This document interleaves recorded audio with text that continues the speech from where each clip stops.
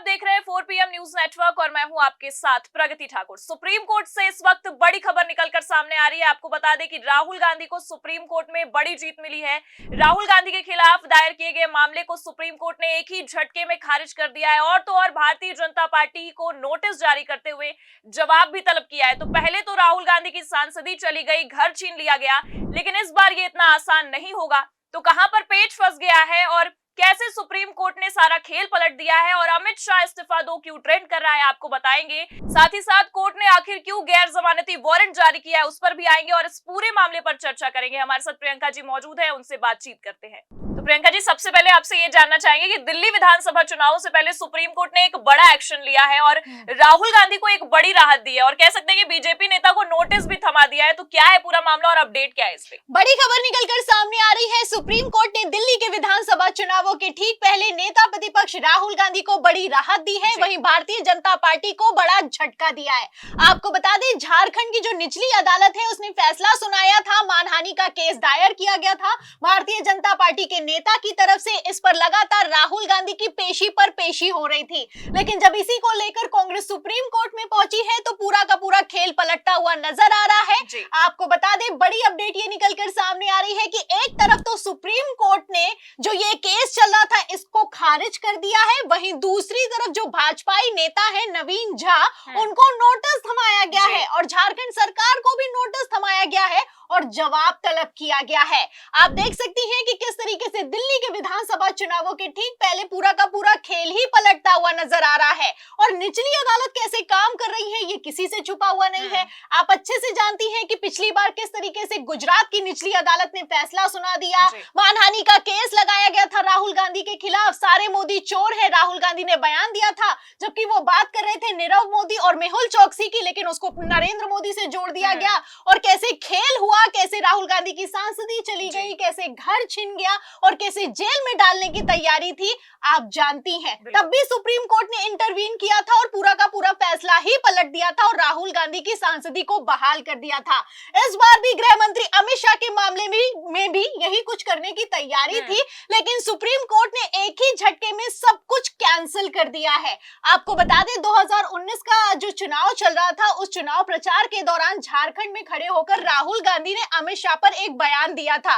उसमें डायरेक्ट राहुल गांधी ने ऐसा कुछ नहीं कहा था कि गृह मंत्री अमित शाह हत्यारे हैं, लेकिन उसको ऐसा बताया गया कि राहुल गांधी ने अमित शाह को हत्यारा बता दिया है। वैसे भी मैं आपको बता दूं कि अमित शाह पर आरोप है, इसीलिए उनको तड़ीपार भी कहा जाता है, लेकिन राहुल गांधी अगर कुछ कह देते हैं तो बवाल खड़ा हो जाता है। अब इसी के खिलाफ और अपने आप में ये बड़ा फैसला और भी ज्यादा इसलिए हो जाता है क्योंकि दिल्ली विधानसभा चुनाव भारतीय जनता पार्टी के हाथों से किस तरीके से निकलता हुआ नजर आ रहा है, ये किसी से छुपा हुआ नहीं है। वही हाल बिहार के विधानसभा चुनावों में भी है, जो कि साल के अंत में होने वाला है।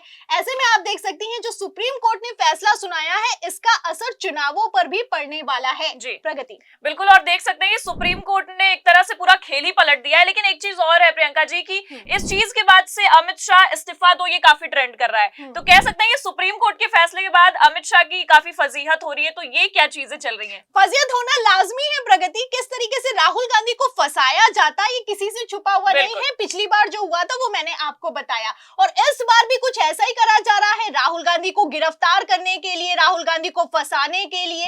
आप अच्छे से जानती हैं कि संसद में राहुल गांधी ने कुछ नहीं किया, लेकिन राहुल गांधी ने धक्का मार दिया है, सांसद को इतना धक्का मार दिया है कि जो प्रताप सारंगी है वो आईसीयू में भर्ती हो जाते हैं, मोटी मोटी पट्टी लगाते हैं, लेकिन उसके ठीक 10 दिन बाद वो प्रधानमंत्री नरेंद्र मोदी के साथ पट्टी के बिना दिखाई देते हैं और उनके माथे पर एक खरोंच तक नहीं नजर आते हैं। तो भारतीय जनता पार्टी राहुल गांधी को फंसाने के लिए किस हद तक की राजनीति कर सकती है, आप अच्छे से समझ सकती हैं कितने नौटंकीबाजी ये लोग कर सकते हैं। तो ऐसे में आप देख सकती हैं कि इस बार भी कुछ ऐसा ही करने की कोशिश की जा रही है। अमित शाह को लेकर इसलिए फजीहत हो रही है, इसलिए इस्तीफा दो ट्रेंड कर रहा है क्योंकि राहुल गांधी को लेकर मैं आपको बता दूं, जहां एक तरफ सुप्रीम कोर्ट ने अभी ये झारखंड की निचली अदालत का जो मानहानि का केस है उसे खारिज किया है, वहीं दूसरी तरफ असम में राहुल गांधी के खिलाफ FIR दर्ज हुई है।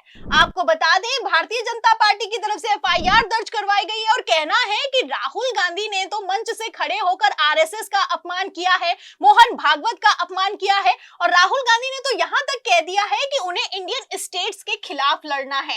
आपको बता दें, जो कांग्रेस का नया कार्यालय है उसका जब उद्घाटन हुआ था तो राहुल गांधी ने मंच से खड़े होकर मोहन भागवत की पोल पट्टी खोल दी या फिर यूं कहूं धज्जियां उड़ाकर रख दी।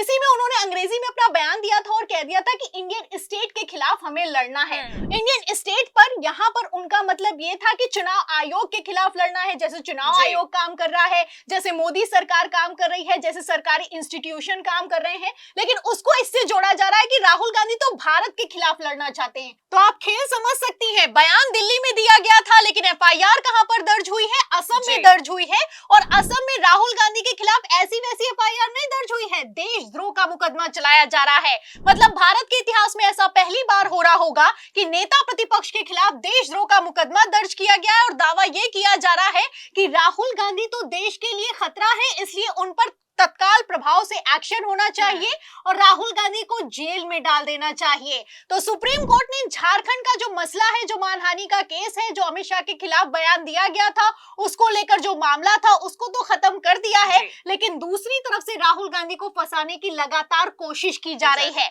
अब यहाँ पर क्रोनोलॉजी साफ समझ में आ रही है कि किस तरीके से राहुल गांधी जो एक्टिव हो गए हैं बिहार के विधानसभा चुनावों में और दिल्ली के विधानसभा चुनावों में, ये भारतीय जनता पार्टी पचा नहीं पा रही है। आपको बता दें, डेट निकलकर सामने आई है कि 26 जनवरी से फिर से राहुल गांधी अपनी एक यात्रा लेकर दिल्ली की सड़कों पर उतरने वाले हैं और इसके तहत राहुल गांधी कई विधानसभा क्षेत्रों को भी कवर करने वाले हैं। वैसे भी अगर देखा जाए तो दिल्ली का विधानसभा जो चुनाव है वो भारतीय जनता पार्टी के हाथों से निकलता हुआ नजर आ रहा है। ऐसे में आप देखिए कि जहां एक तरफ अरविंद केजरीवाल के खिलाफ गृह मंत्रालय ने मंजूरी दे दी है कि उनके खिलाफ भी जो मनी लॉन्ड्रिंग का केस है उस पर कार्रवाई की जाए, ईडी को एक्शन लेने के आदेश पारित कर दिए हैं, वहीं दूसरी तरफ राहुल गांधी को भी फंसाने की तैयारी की जा रही है। राहुल गांधी के खिलाफ गैर जमानती एफआईआर दर्ज की गई है। अब ऐसे में आप समझ लीजिए, अगर राहुल गांधी को चुनावों से ठीक पहले गिरफ्तार कर लिया जाए तो अपने आप में कोई छोटी बात नहीं होगी, क्योंकि जब ये लोग सिटिंग मुख्यमंत्री को गिरफ्तार कर सकते हैं, हेमंत सोरेन और अरविंद केजरीवाल का मुद्दा तो आप जानती हैं, तो राहुल गांधी के लिए कोई बड़ी चीज नहीं है। और वैसे भी जैसे जब से ये लोग अल्पमत में आए हैं तब से भारतीय जनता पार्टी बौखला रही है।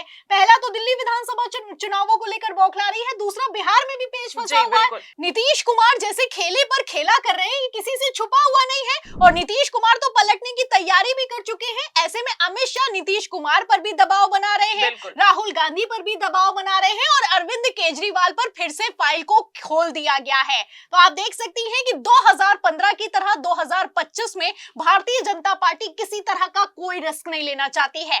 आपको बता दूं, 2015 में दिल्ली के भी विधानसभा चुनाव हुए थे और इसी तरीके से बिहार के भी विधानसभा चुनाव जब हुए तो भारतीय जनता पार्टी की लुटिया डूब गई थी, लेकिन तब तो ये लोग बहुमत में थे, कोई फर्क नहीं पड़ा। लेकिन अब अल्पमत की सरकार है, भारतीय जनता पार्टी के पास पूर्ण बहुमत नहीं है। ऐसे में अमित शाह भी टेंशन में दिखाई दे रहे हैं और प्रधानमंत्री नरेंद्र मोदी तो हाई टेंशन में दिखाई दे रहे हैं, क्योंकि उनकी कुर्सी हिलती हुई नजर आ रही है। प्रगति बिल्कुल, और देख सकते हैं कि नाक का सवाल हो गया है दिल्ली विधानसभा चुनाव भी और बिहार विधानसभा चुनाव भी, इसलिए उसको बचाने की कोशिश की जा रही है। एक तरफ तो सुप्रीम कोर्ट से इतनी बड़ी राहत मिली राहुल गांधी को और दूसरी ओर इस खबर का भी निकलकर सामने आना अपने आप में कुछ ना कुछ दर्शाता है कि साजिश तो पूरी की जा रही है, लेकिन हाँ, ये देखना होगा कि ये साजिश कितनी कारगर साबित होती है। फिलहाल आपने सुप्रीम कोर्ट से लेकर ये असम में जो मामला दर्ज हुआ है उसे लेकर पूरी जानकारी दी। आपका बहुत बहुत शुक्रिया हमारे साथ जुड़ने के लिए। तो फिलहाल आप देख सकते हैं कि जिस तरह से सुप्रीम कोर्ट ने पूरा का पूरा खेल पलटा और राहुल गांधी को इतनी बड़ी राहत दी, उसके बाद से भारतीय जनता पार्टी बौखलाती हुई नजर आ रही है और असम में इस तरह का मामला निकलकर सामने आया और राहुल गांधी के खिलाफ गैर जमानती एफआईआर तक दर्ज हो गई है, देशद्रोह का मामला तक दर्ज किया गया है। तो फिलहाल आप देख सकते हैं कि कितनी बौखलाहट दिख रही है भारतीय जनता पार्टी की